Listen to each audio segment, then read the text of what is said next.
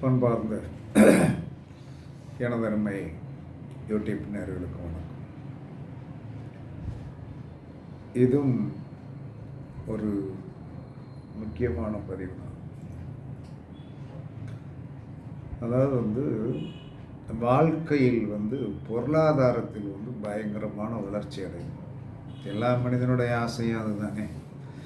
எல்லா மனிதனுடைய ஆசையும் அதுதான் அப்படின்னு சொல்லி வரும்போது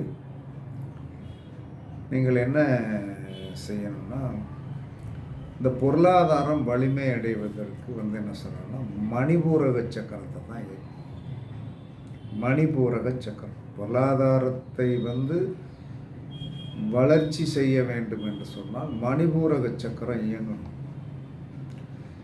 ஒரு குறிப்பிட்ட காலத்திற்கு மேலே மணிபூரக சக்கரம் வேலை செய்யும். ஏன் அப்படின்னா, வயதாக ஜீரண சக்தி கம்மியாகும். எல்லா மனிதனுக்கு தான் 45-50 வயது வரைக்கும் என்ன சொன்னால் ஜீரண சக்தி நல்லாயிருக்கும்.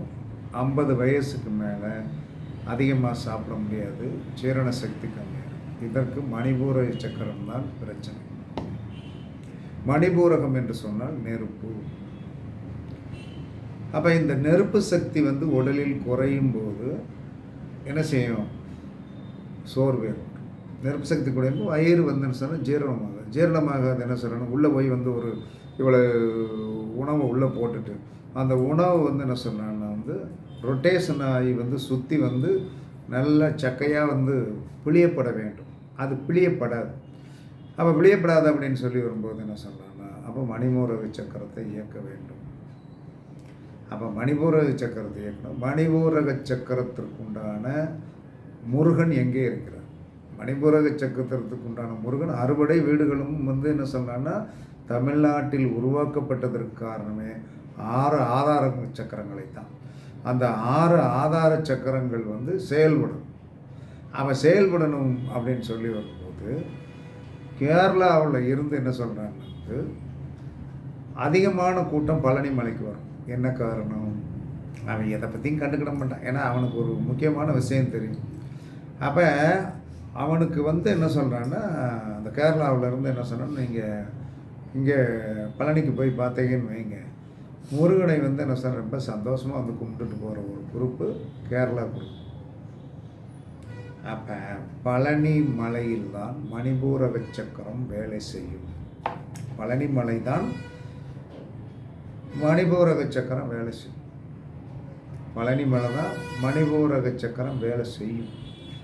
அப்போ அந்த மணிபூரக சக்கரம் என்ன சொன்னோன்னா, வேலை செய்வதற்கு நம்ம என்ன செய்யணும்னா, எந்த ஒரு மனிதனும் பெரிய வெற்றி கிடைக்கணும், நான் பொருளாதாரத்தில் ஹை லெவலில் இருக்கணும் அப்படின்னு நினைக்கிறவங்க, நீங்கள் தயவு செய்து பழனிக்கு மாதம் ஒரு முறை சஷ்டி திதி வருகின்ற என்று நேராக போய் நாளே ரூம் போட்டு மறுநாள் குளித்து முடிச்சுட்டு நேராக மலையில் ஏறுங்க.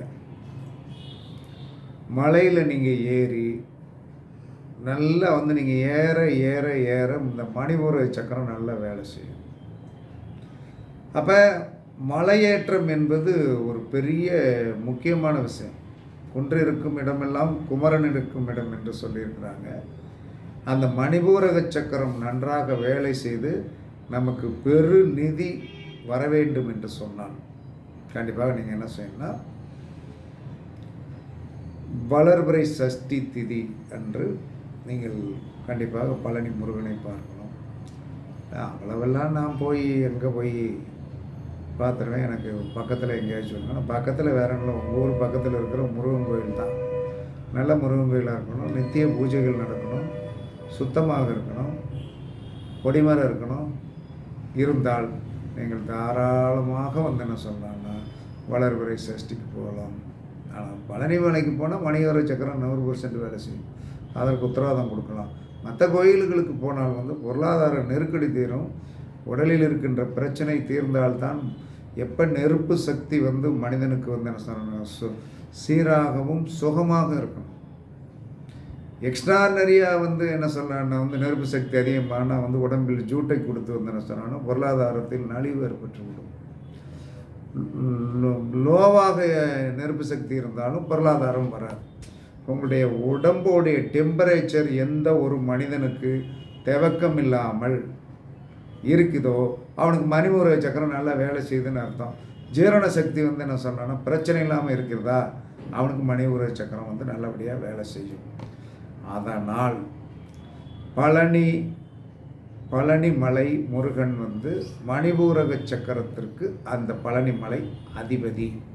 அங்கே வளவரை சஷ்டியில் போய் பெருமாளை வந்து என்ன சொல்கிறான்னா வந்து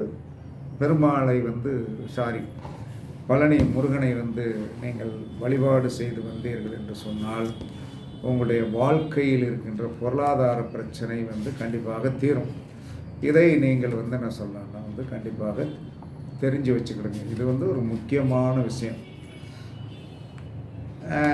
சரி, இந்த பொருளாதார பிரச்சனை வந்து தீர்வதற்கு ஒரு பாட்டு இருக்கு.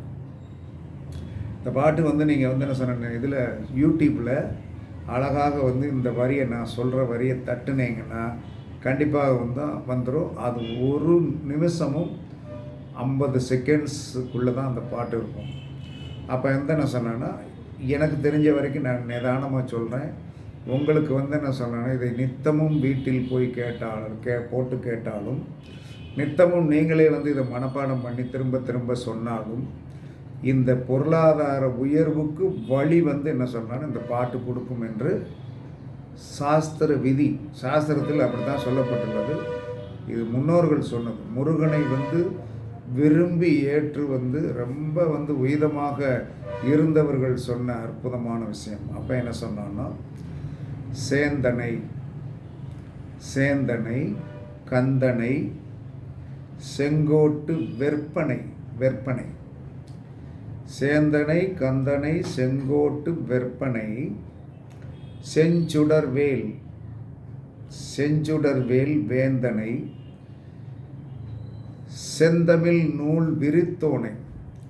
செந்தமிழ் நூல் விரித்தோனை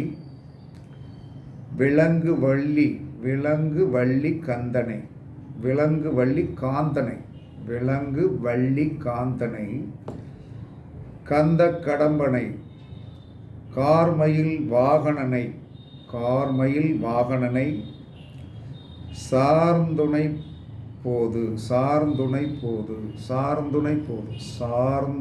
போது மறவாதவருக்கு ஒரு தாழ்வில்லையே.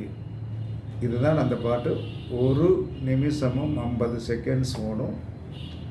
யூடியூப்பில் தட்டி பார்த்தாலும் வந்து சேந்தனை கந்தனை செங்கோட்டு வெற்பனை செஞ்சுடர்வேல் வேந்தனை செந்தமிழ் நூல் விரித்தோனை விலங்கு வள்ளி காந்தனை கந்த கடம்பனை கார்மயில் வாகனனை சார்ந்துணை போது மறவாதவருக்கு ஒரு தாழ்வில்லையே. இதை எல்லா மனிதனும் காலையில் எழுந்திரிச்சு நல்லா நீட்டாக வந்து என்ன சொல்கிறான்னா வந்து பெட்டில் உட்காந்து வந்து என்ன சொல்லணும்னா தாராளமாக சொல்லலாம். இல்லை பூஜை ரூமில் உட்காந்து என்ன சொல்கிறான்னா வந்து அழகாக சொல்லலாம். இதெல்லாம் வந்து எந்த ஒரு மனிதனும் என்ன சொல்கிறான்னா வந்து நீங்கள் தாராளமாக சொல்ல உங்களுடைய கர்மா என்று சொல்லக்கூடிய அந்த வினைகள் வந்து கண்டிப்பாக வந்து விலகி போயிடும். எந்த வித மாற்று கருத்துமே கிடையாது. அப்போ வந்து இதை நம்ம வந்து சொல்லணும். அப்போ வந்து என்ன சொல்லணும்னா சஷ்டி வளர்வுரை என்பது பெருநிதியை கொடுக்கும். அது பழனி மலைக்கு நீங்கள் தாராளமாக சொல்லணும். இதில் 4 பேர் என்ன சொல்லுவாங்க தெரியும், பழனி மலையில் போய் கும்பிடக்கூடாது அப்படின்னு சொல்லி ஒரு 4 ஜோசியர் பேசுவான். திருப்பதிக்கு 4 பேர் போகக்கூடாதும்மா, எல்லா கோயிலுக்கும் போகக்கூடாதுன்னு சொல்லிட்டு இருந்தேன்னு சொன்னாங்கன்னா இவங்களே எல்லாம் உங்களுக்கு துட்டு கொடுத்துருவாங்க. மணிக்கு பேசிகிட்டே இருப்பான். உங்களுக்கு எந்த கோவில் பிடிக்கிறதோ தாராளமாக இருக்கும். எந்த ஒரு கடவுளும் மனிதனை ரட்சிக்க படைக்கப்பட்டதுதான். நம்மளை வந்து என்ன சொல்கிறேன்னா வந்து பிரதிபலிக்க வேண்டும் என்பதற்காக ஜோசியம் சொல்லக்கூடாது.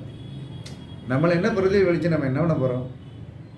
என்ன நமக்கு என்ன சீஃப் மினிஸ்டர் பதவி கொடுத்துட போகிறாங்களா? இல்லை வந்து என்ன சொல்கிறேன்னா ஏதாவது ஒரு பதவி கொடுத்துருங்க, ஒன்றும் கிடையாது. உங்களுடைய ஊழ்வினை வந்து என்ன சொல்ல உங்கள் ஜாதகத்துக்குள்ளே இருக்கும். இது நம்மளுடைய கர்மா. இந்த கர்மாவை வந்து என்ன சொல்ல பேசி தீர்க்க வேண்டும். நமக்கு கடவுள் படைச்சிட்டான்.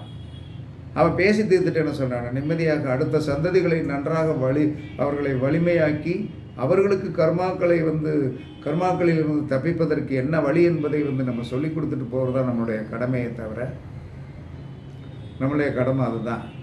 அதனால் எல்லா கோவிலுக்கும் போகலாம், எங்கே வேணாலும் போகலாம்.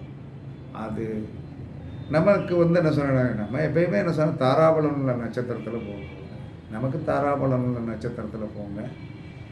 இப்படி போனீங்கன்னா நல்ல திதிகளை வந்து பிடிச்சு போங்க, கண்டிப்பாக நல்லாயிருக்கும். அதனால் பொருளாதார உயர்வுக்கு நீங்கள் சொல்ல வேண்டிய பாடல் சேந்தனை கந்தனை செங்கோட்டு வெற்பனை செஞ்சுடர்வேல் வேந்தனை செந்தமிழ் நூல் விரித்தோனை விலங்கு வள்ளி காந்தனை கந்த கடம்பனை காயினும் கார் மயில் வாகனனை சார்ந்துணை போது மறவாதவர்க்கு ஒரு தாழ்வில்லையே அப்படிங்கிற பாட்டை எந்த ஒரு மனிதன் நித்தமும் சொல்லுகிறானோ, வளர்பிறை சஷ்டி திதியில் வந்து முருகன் கோயிலில் போய் வந்து என்ன சொன்னான்னா, பழனி மலைக்கோ அல்லது வந்து என்ன சொன்னான்னா சாதாரண முருகனை வணங்கினாலும் பலன் கண்டிப்பாக உண்டு. ரெண்டாவது என்ன சொன்னால், பழனி மலை முருகன் வந்து அங்கே போய் வந்து வளர்பிறை சஷ்டியில் கொடுத்தீங்கன்னா கும்பிட்டிங்கன்னா 5 ஸ்டார் ஹோட்டல் போய் சாப்பிட்ட வந்து ஒரு பெருமை இருக்கும். சாதாரணமான முருகன் கோயிலில் போய் சாப்பிட்டோம்னா வந்து நார்மலான ஹோட்டலில் போய் சாப்பிட்ட மாதிரி இருக்கும். இவ்வளோ தான். யாரை ஒன்று சொன்னோன்னா பெரிய பிரச்சனைகளோ தன்மைகளோ இருக்காது. இதை முடிந்த வரைக்கும் எல்லோரும் கடைப்பிடிங்க. கண்டிப்பாக நீங்களும் ஒரு வெற்றியாளராக இந்த உலகத்திற்கு வந்து உங்களுடைய குடும்பத்துடைய பிரச்சனைகளை தீர்த்து கண்டிப்பாக நல்லா இருப்பீங்க என்று கூறி உங்களிடமிருந்து விடைபெறுவது சிப்பி பாறை ஜோதிடர் சாதினாவும் ஜெயபாலாஜி. சுகமே சொல்க, சுகமே சொல்க. வாழ்க வளமுடன், வாழ்க வளமுடன். வணக்கம், வணக்கம், வணக்கம், வணக்கம்.